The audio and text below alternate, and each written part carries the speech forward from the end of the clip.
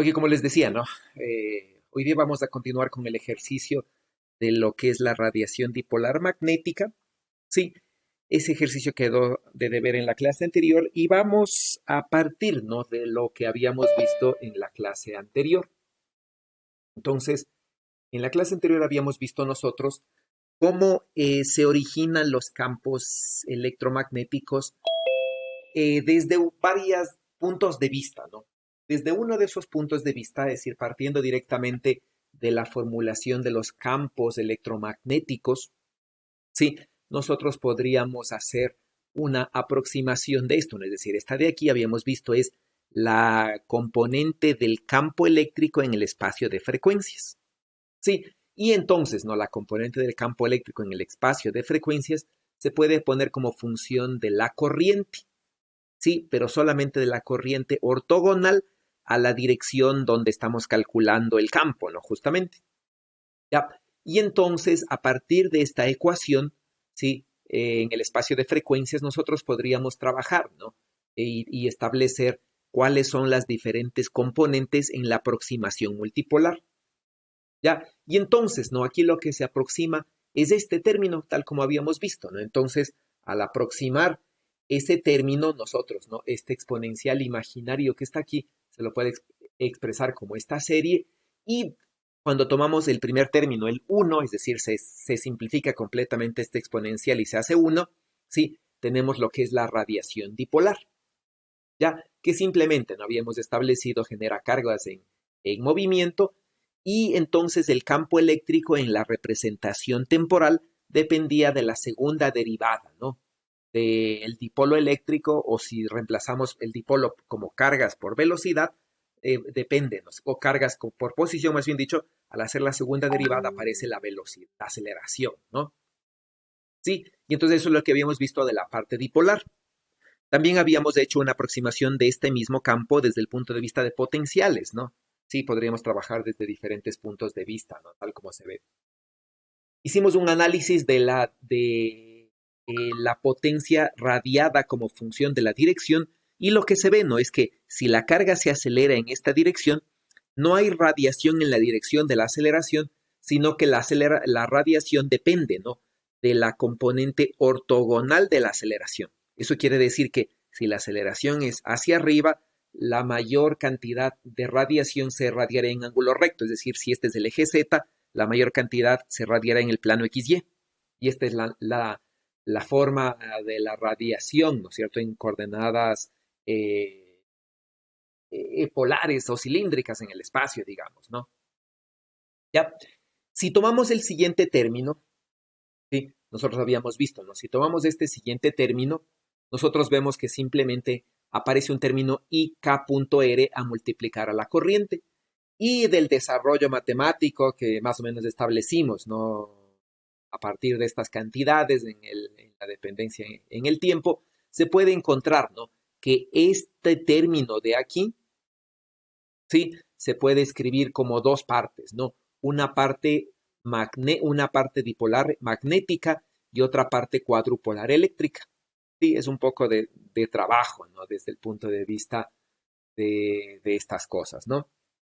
Y entonces nosotros podemos establecer a partir de estas cantidades, ¿sí? Calcular, ¿no es cierto?, los campos eléctricos, ya que salen de esto, ¿sí? Y se puede establecer, ¿no es cierto?, las dos primeras componentes, ¿sí? Es decir, la componente dipolar de radiación, ya, la componente dipolar magnética de radiación, ¿sí? Y la componente cuadrupolar eléctrica, ¿ya? Asimismo, ¿no es cierto? La dipolar eléctrica genera un campo magnético, sí, la dipolar magnética igual, ¿no? Generó, sí, este mismo campo magnético y la cuadrupolar eléctrica, ¿no? Entonces, estos serían los dos primeros términos de la radiación, ¿no? El término dipolar, ¿sí? Y del mismo orden, el dipolar magnético y el cuadrupolar eléctrico. Sí, y tanto, bueno, esto está en la representación gaussiana y en el sistema internacional, ¿no? Eso vimos la clase anterior y en el deber estaba planteado un ejercicio que es, bueno, busqué un ejercicio relacionado con algún problema físico, ¿no? Y entonces aquí tenemos un pulsar, ¿sí? Entonces, El pulsar, ¿no es cierto? Básicamente, como dice aquí, es una estrella de neutrones. Y entonces, ¿no? Lo que tenemos es que la estrella gira, sí, en un eje, pero su momento dipolar magnético puede estar en otro eje, ¿ya? Y entonces, ¿no? Este giro del pulsar va a generar radiación, sí, y esa radiación es la que se puede detectar y reconocer, ¿no es cierto?, a este cuerpo como un pulsar. ¿Ya? Y entonces, ¿no? La idea aquí es, a partir de las ecuaciones que nosotros tenemos acá, ¿no es cierto? A partir de las componentes dipolares del campo eléctrico y el campo magnético, construir, ¿sí? Construir las componentes, perdón, no es de acá, construir estas respuestas, ¿no? Es decir, básicamente calcular el vector de Poynting, ¿sí? Y luego de eso, calcular la radiación emitida en todo el ángulo, bueno, alrededor de todo el cuerpo, ¿no? En todo el ángulo sólido, ya que esta sería la primera parte, ¿no? Sí. Y luego, naturalmente, si este cuerpo radia, lo que habíamos dicho, no es que pierde energía. Y entonces, como la radiación sale del giro, la pérdida energética deberá reducir esta velocidad angular. Y entonces, en algún momento, debido a la radiación, ¿no es cierto?, debería el pulsar detenerse. Sí. Y entonces, bueno, eso, ¿no es cierto? Y bueno, y como tercera parte, un cálculo numérico de todo lo anterior, ¿ya? Entonces, hoy día lo que quiero es que en base de las ecuaciones que nosotros tenemos aquí, ¿sí? Trabajen, por favor, en calcular primeramente el vector de Poynting, ya en el sistema internacional, ¿no es cierto? Y luego integrar el vector de Poynting y calcular la potencia, ¿no? Entonces, naturalmente, si este, ¿no es cierto?, es un giro con una frecuencia determinada, ¿sí? Quisiera decir, ¿no es cierto?, que la radiación es monocromática, es decir, va a estar con esta frecuencia, ¿ya? Y entonces, ¿no?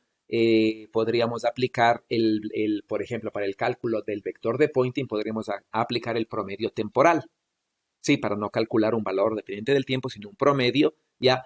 Y en ese promedio temporal, ¿no es cierto?, podríamos fácilmente, como todos la parte multidipolar magnética varía con una frecuencia determinada, pueden hacer el cambio, ¿no?, de la derivada a la componente de la frecuencia, calcular las componentes vectoriales de estos campos, calcular el promedio del vector de Poynting, integrar el vector de Poynting, que es la parte creo que más difícil del problema, ¿no?, que creo que es la parte A. ¿Sí?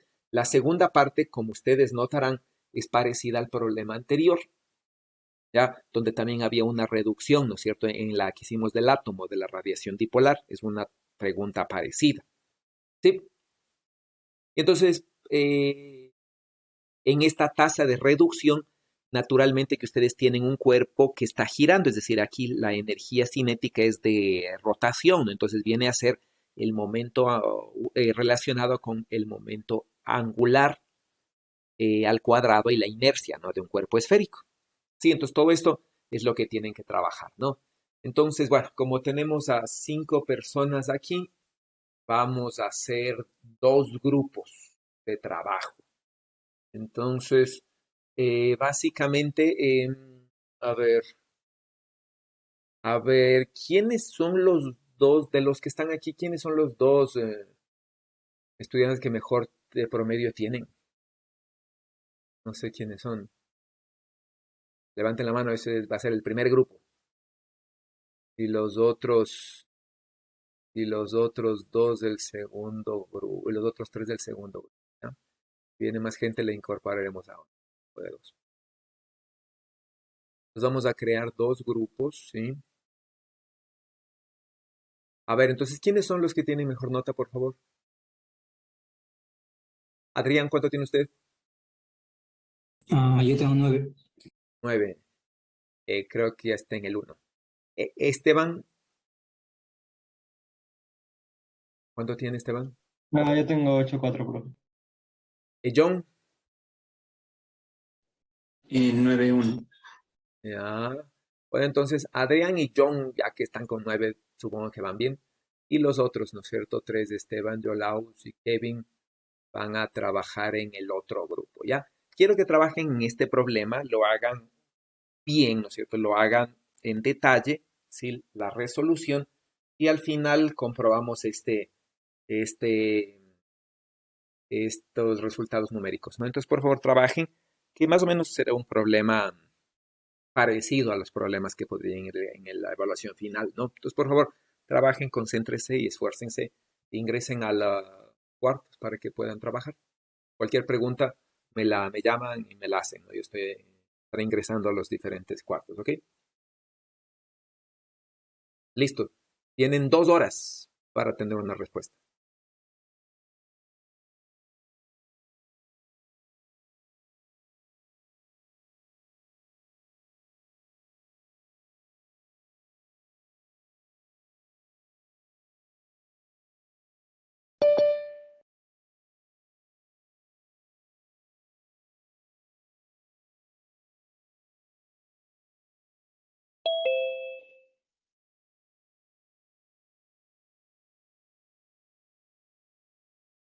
¿Cómo le va, Joseph?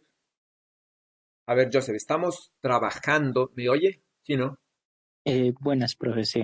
Ya. Entonces, estamos trabajando en este problema que quedó de deber de la clase anterior.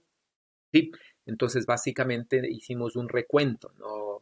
Al inicio de la clase de las ecuaciones de los campos electromagnéticos en su aproximación multipolar, ¿no? Que tienen componentes dipolares eléctricas, dipolares magnéticas y cuadrupolares magnéticas, eléctricas, perdón.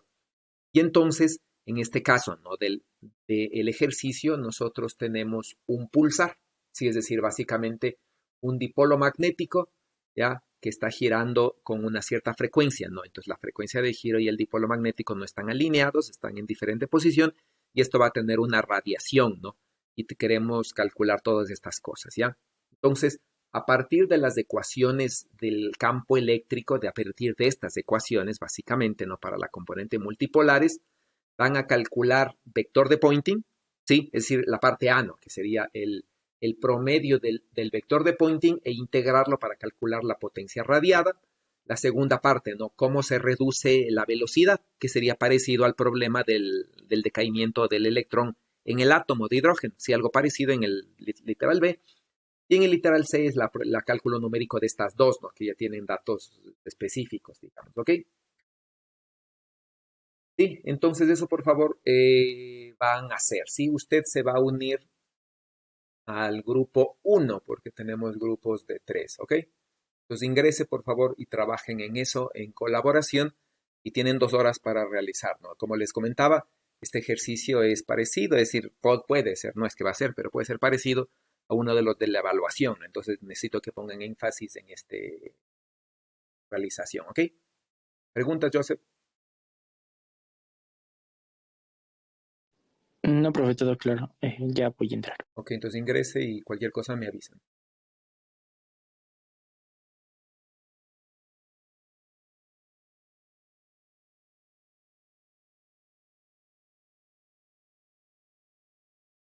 Ok, entonces, ¿cómo les fue? ¿Qué resultados tienen? Veo solamente 3 personas. Estoy con el otro grupo.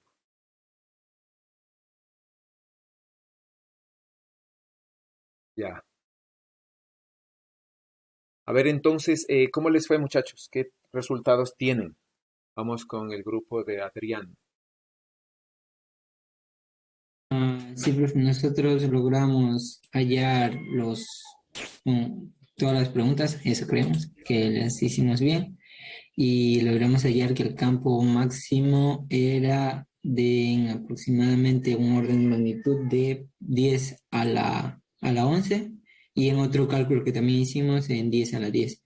Lo que pasa es que como variaba el campo magnético, en el principio calculamos el campo magnético para el valor máximo y luego calculamos el campo magnético primero elevando al cuadrado y luego sacando la raíz cuadrada, haciendo algo como un RMS. Ya, y esos 10 a la 11 que me dijo son, ¿en qué unidades está? En Gauss, en Tesla, No, están en Teslas. Pues 10 a la 11 Teslas. Sí, Ya. El otro grupo que sacó. Nosotros avanzamos completito hasta el segundo literal. Llegamos a ver que la frecuencia angular en efectivo disminuye respecto al inverso de la raíz de una cantidad que es lineal con el tiempo. Calculamos también los campos eléctricos y magnéticos del vector de Poynting. Y la parte C, bueno, para la parte C lo que planeábamos hacer es que con las cantidades que ya tenemos y con lo que nos dan de los periodos y estableciendo la relación de los periodos, se puede encontrar el momento dipolar magnético. A través de eso, considerando que la esfera produce externamente un campo magnético como si fuera un dipolo magnético exactamente, se podría calcular el campo magnético que giran mis compañeros. Ya, ok, bien.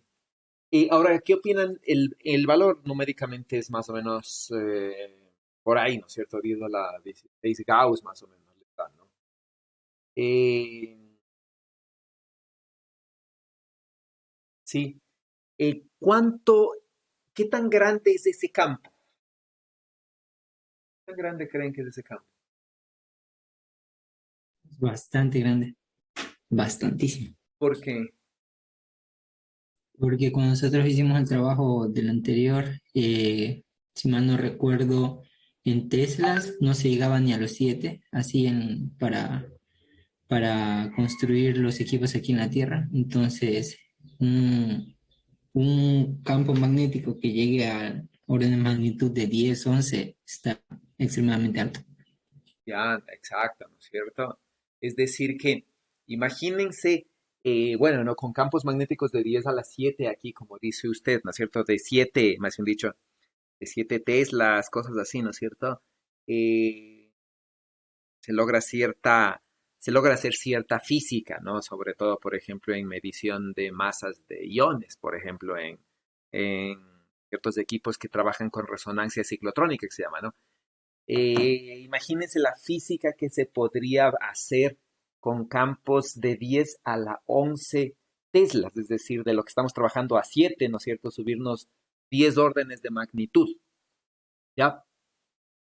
Sí, entonces por eso bueno, por eso es importante, ¿no es cierto? Todas esas cosas que se hacen en astronomía, astrofísica de manera general, porque son condiciones que en el laboratorio no se pueden replicar, ¿ya? Entonces, ese tipo de fenómenos puede dar, bueno, hay mucha física, ¿no? Y puede haber muchos fenómenos no se puedan replicar acá en laboratorio, ¿ok? Bueno, ¿qué les pareció el problema? Era, es un problema bastante cercano a la...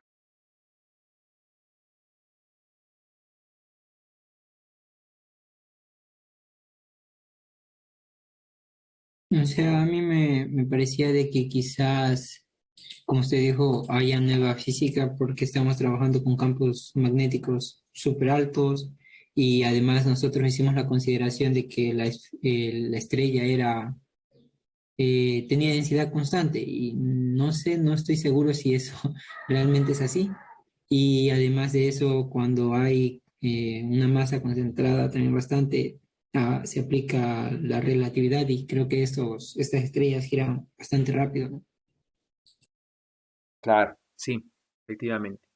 Sí, bueno, eso, ¿no? Está bien, muy bien. Entonces, bueno, muchas gracias por su atención del día de hoy y prácticamente hemos terminado la materia, ¿no? El día viernes me gustaría discutir un par de cosas en general de lo que es la materia, ver si tienen preguntas ya para la evaluación del día lunes, ¿no? La evaluación del día lunes viene por una parte teórica y una parte práctica, es decir, va a haber preguntas reactivas, ese tipo de cosas, ¿no? Y va a haber una parte de problemas, ¿ok? Entonces, nos vemos el día viernes. Hasta luego. Hasta luego.